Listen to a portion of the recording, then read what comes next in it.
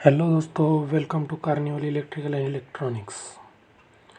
आपने पिछले वीडियो में इक्विपमेंट के बारे में जानकारी देखी। अगर आपने वो वीडियो नहीं देखा तो देख लीजिए, लिंक डिस्क्रिप्शन में दी है। इस वीडियो में हम नियॉन टेस्टर के बारे में सब कुछ देख लेंगे।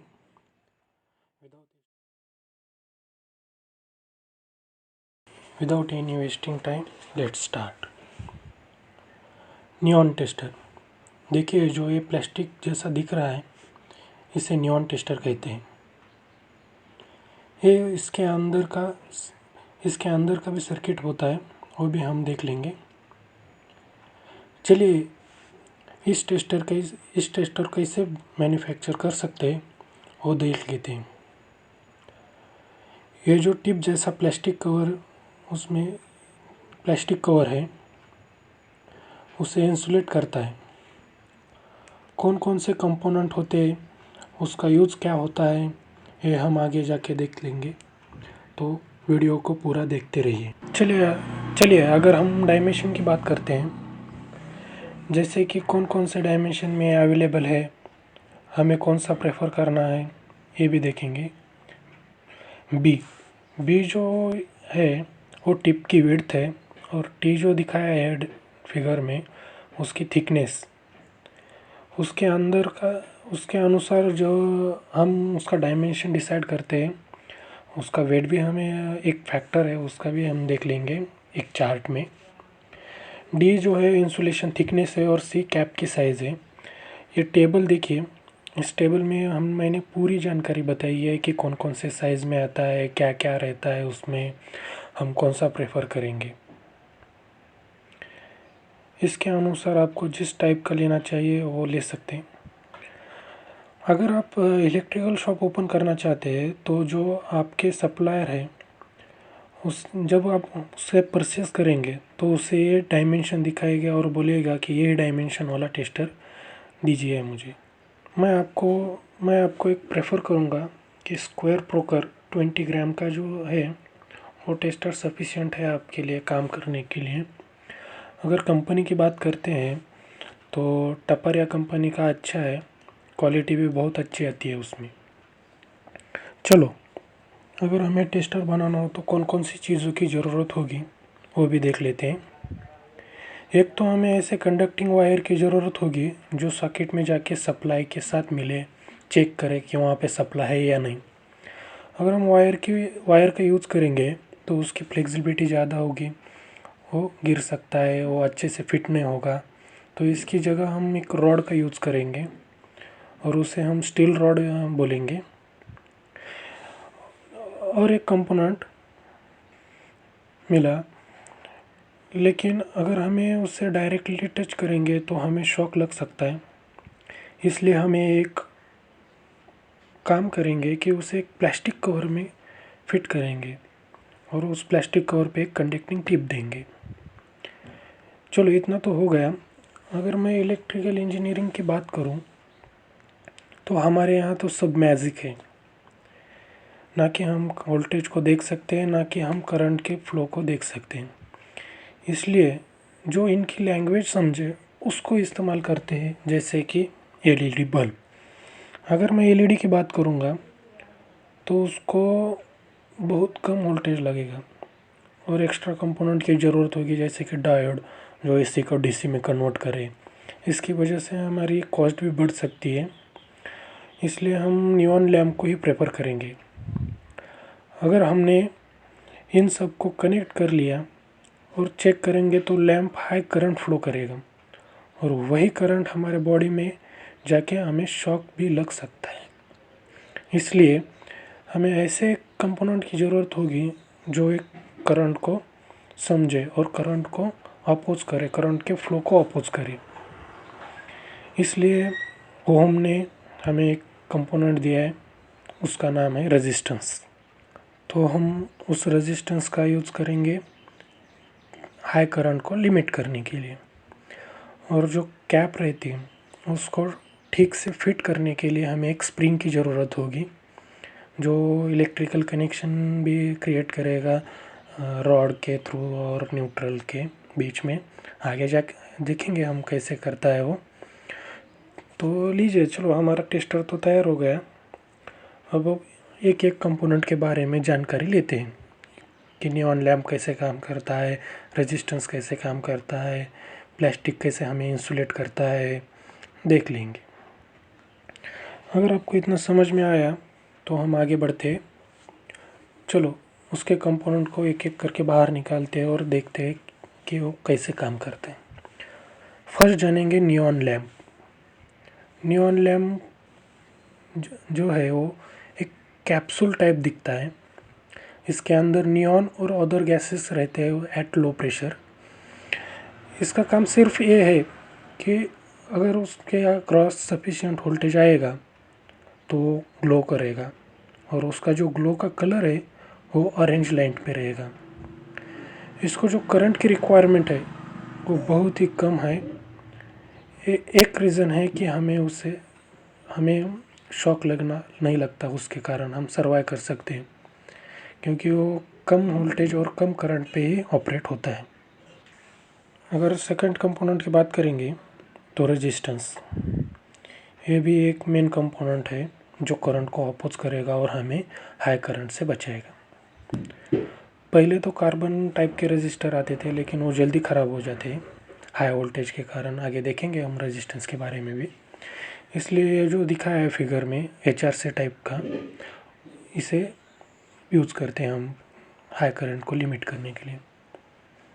अगर हम इसकी वैल्यू की बात करेंगे तो ये 1.6 टू 1.8 मेगा ओम के होते हैं, और आप जानते हैं कि वो मेगा ओम में है तो इसलिए ह्यूज करंट को ब्लॉक करेगा और माइक्रो एम्पियर में करंट फ्लो हो जाएगा, इसलिए हमें शॉक भी नहीं लगेगा। और हमारे बॉडी का भी रेजिस्टेंस मेगा ओम में रहेगा, तो वो दोनों ऐड होके हाई रेजिस्टेंस क्रिएट हो जाएगा और करंट को बहुत ही तरफ से अपोज मिलेगा और हम सर्वाइव कर सकेंगे। अगला कंपोनेंट है स्प्रिंग। अगर हम स्प्रिंग की बात करेंगे तो स्पाइरल स्प्रिंग यूज़ करेंगे जो कैप को अच्छे से होल्ड करेगी। इसका भी रेजिस्टेंस होगा लेकिन मिनिमम होगा, उतना फ़र्क नहीं पड़ेगा। अगर हम रॉड की बात करेंगे तो स्टील रॉड यूज़ करेंगे। स्टील के कारण वो करोजन फ्री भी रहेगा और ये सॉकेट में जाके बाकी कंपोनेंट से सिग्नल प्रोवाइड करेगा। अब हमें ऐसे प्लास्टिक कवर की ज़रूरत होगी जो इन सब कंपोनेंट को कवर भी करेंगे और हमें उनसे अलग करें, इसलिए हम सिलेंडर कवर यूज़ करेंगे। उसका ये फ़ायदा है कि हम लैम्प, रेजिस्टेंस और स्प्रिंग इजीली अंदर फिट कर सकते हैं, और उसके ऊपर एक कैप लगाएंगे जो करंट को न्यूट्रल पाथ देगा हमारे बॉडी के अंदर से। देखिए जो फिगर में दिखाया है ना, ऐसी कैप यूज़ करते हैं। जो ये टेस्टर रहता है ना, उस पर ऐसी कैप रहती है जो हमारे बॉडी के अंदर से करंट फ्लो करके न्यूट्रल पाथ देगी। इस तरह से हमने एक टेस्टर बना लिया। चलिए अब उसे टेस्ट करते हैं और देखते हैं ये वर्क करता है या नहीं। मैं चाहता हूँ कि सिंप्लिसिटी के लिए उसे एक कंपोनेंट को सर्किट डायग्राम में रिप्रेजेंट करूँ, जैसे कि स्प्रिंग को एक रेजिस्टेंस, रेजिस्टेंस को एक रेजिस्टेंस और एक रॉड का भी रेजिस्टेंस रहेगा। तो उन सब को कंपोनेंट को जो स्टील के रहते हैं उनको एक रेजिस्टेंस ब्लॉक में कनेक्ट करूँगा और उसको नाम दूँगा R, और उसके सीरीज़ में एक नियॉन लैम्प कनेक्ट करूँगा। लीजिए हमारा टेस्टिंग सर्किट रेडी है। अगर आगे जाके हम ये भी देखेंगे कि ये न्यूट्रल में टेस्टर क्यों ग्लो नहीं होता, तो आप पूरे वीडियो को आगे देखते रहिए। अगर आपने चैनल को सब्सक्राइब नहीं किया तो सब्सक्राइब कीजिए, सब्सक्राइब करना बिल्कुल फ्री है, और बेल आइकन को भी प्रेस कीजिए जो ऐसे ही इंटरेस्टिंग वीडियो के नोटिफिकेशन आपको मिलने के लिए। चलिए देखते हैं टेस्टर सर्किट कैसे काम करते हैं। सबको पता है कि हमारे यहाँ स्टैंडर्ड वोल्टेज 230 वोल्ट है और फ्रीक्वेंसी 50 हर्ट्ज़ है। ये जो रेड कलर का दिखा रहा है ये प्रेजेंस ऑफ इलेक्ट्रिसिटी दिखा रहा है। मैंने एक सिंबल में रिप्रेजेंट करने के लिए आपको बताया। वो ग्राउंड जैसा सिंबल है वो न्यूट्रल है, ऐसा समझ लीजिए। पहले ही बताया मैंने कि नियॉन लैम्प को ग्लो करने के लिए उसके अक्रॉस एक सफिशिएंट वोल्टेज होना चाहिए। अगर हम उसे टच नहीं करेंगे तो देखिए ये रेड वायर R तक आएगा, R से एक पॉजिटिव टर्मिनल चेक कीजिए नियॉन लैम्प का, वहाँ तक आएगा। और जो दूसरा टर्मिनल है वो ओपन है, इसलिए हम उस करंट को फ्लो करने के लिए पाथ नहीं मिलेगी तो सफिशिएंट वोल्टेज नहीं होगा उसके अंदर और करंट भी नहीं फ्लो होगा, इसलिए वो लैम्प ग्लो नहीं करेगा। हम जब तक उसको टच नहीं करेंगे कैप को, तब तक सर्किट कंप्लीट नहीं होगा और करंट फ्लो नहीं होगा। देखा कैसे काम करता है। अगर मान लो हमने उस कैप को टच किया, हमारे बॉडी से टच किया, तो देख लीजिए ये रेड वायर, पहला पॉजिटिव तो मिल गया, सेकंड जो है वो हमारे बॉडी थ्रू उसको न्यूट्रल मिल गया, इसलिए उसके क्रॉस सफिशिएंट वोल्टेज भी हुआ और सफिशिएंट वोल्टेज के कारण उसके अंदर से करंट फ्लो होने लगा और लैम्प ऑरेंज ग्लो करने लगेगा। और एक बात ध्यान रखिए कि हमारे बॉडी का भी रेजिस्टेंस बहुत इम्पोर्टेंट है इसके लिए, जो करंट को ही करेगा, अपोज करेगा। मैंने यहाँ पे सिर्फ अपने बॉडी का रेजिस्टेंस के बारे में बताया। अगर हम बात करेंगे तो हमारे बॉडी में कैपेसिटेंस भी रहेगा, तो वो उतना इम्पोर्टेंट नहीं है इसमें। आगे एक ऐसी वीडियो में हम उसके बारे में भी बात करेंगे। इस तरह हमने देख लिया कि कैसे टेस्टर हमारा वर्क करता है, कैसे करंट फ्लो होता है हमारे बॉडी से, क्यों हमें शॉक नहीं लगता। उसके दो रीज़न बताए मैंने। एक रीज़न तो ये है कि हम जो रेजिस्टेंस यूज़ करते हैं वो बहुत ही हाई हो जाता है, इसके कारण वो करंट को अपोज करता है और हमारे बॉडी का भी रेजिस्टेंस इम्पोर्टेंट है। तो और एक क्वेश्चन रहता है, सबके डाउट रहता है मन में कि हमने वो न्यूट्रल एक ही लाइन में वो ग्लो करता है, जैसे कि फेज़ में। अगर मान लो हमने उसे न्यूट्रल में कनेक्ट किया तो क्या फ़र्क पड़ता है, क्या है वो ग्लो करता है या नहीं ग्लो करता, वो भी देख लेंगे। चलो देख लेते हैं इस सर्किट डायग्राम की तरह। मान लो हमने इस रेजिस्टेंस को न्यूट्रल में कनेक्ट कर दिया, तो इसके अक्रॉस समझो एक ग्राउंड वाला एन पॉइंट यहाँ पे आ गया और बॉडी का भी हमने न्यूट्रल से टच की है, तो ये भी एन पॉइंट आ, ये दोनों पॉइंट एक हो गए। पहले मैंने बताया कि नियॉन लैम्प को ग्लो करने के लिए सफिशिएंट वोल्टेज चाहिए, सफिशिएंट वोल्टेज होने के बाद ही वो ग्लो करेगा। तो देखिए इस नियॉन लैम्प के अक्रॉस एक ही पॉइंट है, तो वोल्टेज एक ही रहेगा, इसलिए उसके अक्रॉस जो पोटेंशियल रहेगा, मान लो ग्राउंड का जीरो पोटेंशियल, तो जीरो पोटेंशियल होने के कारण वो ग्लो नहीं करता। ये रीज़न है उसका, मेन टेक्निकल रीज़न है कि उसके अक्रॉस सफिशिएंट वोल्टेज ना होने के कारण वो ग्लो नहीं करेगा। और एक बात, कभी कभी टेस्टर लाइन में भी ग्लो नहीं करता, इसका मतलब वहाँ पे इलेक्ट्रिसिटी नहीं, ऐसा नहीं, हमारा टेस्टर भी ख़राब हो सकता है। इसलिए कौन से भी लाइन को बिना कुछ इंसुलेशन के वगैरह हाथ मत लगाएं। इसके लिए जब हाथ लगाना हो तो हम प्लायर का भी यूज़ कर सकते हैं, जो अच्छा क्वालिटी का प्लायर हो।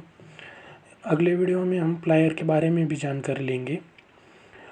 अगर ये वीडियो आपको पसंद आया तो लाइक कीजिए, और ऐसे ही नए टॉपिक की जानकारी लेने के लिए हम आपको जब पसंद आए तो आप, अगर ये वीडियो आपको पसंद आया हो तो लाइक कीजिए, और कौन से टॉपिक के बारे में मैं आपको अच्छा नॉलेज चाहिए वो भी बताइएगा कमेंट सेक्शन में, उस पर भी वीडियो बनाऊंगा आपके लिए।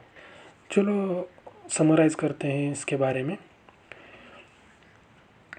हमने देख लिया कि टेक्सचर कैसे काम करता है, सीख लिया कि कौन कौन से कंपोनेंट रहते हैं, नियॉन लैम्प के बारे में जानकारी ली, कैसे ग्लो करता है, कब ग्लो करता है, बॉडी रेजिस्टेंस कैसे हमें हेल्प करता है कि हाई करंट को बचाने के लिए, उसका इंटरनल रेजिस्टेंस भी रहता है टेस्टर का, टेस्टर न्यूट्रल में क्यों ग्लो नहीं करता, हमें शॉक न लगने के भी दो रीज़न बताए मैंने। पूरा वीडियो देख लिया तो आप समझ जाएंगे कि क्यों टेस्टर लाइन में ग्लो नहीं, न्यूट्रल में ग्लो नहीं करता। आई होप आपको टेस्टर के बारे में पूरी जानकारी मिल गई होगी। मिलते हैं ऐसे नए वीडियो में जो ऐसी ही नॉलेज से भरी होगी। Still safe,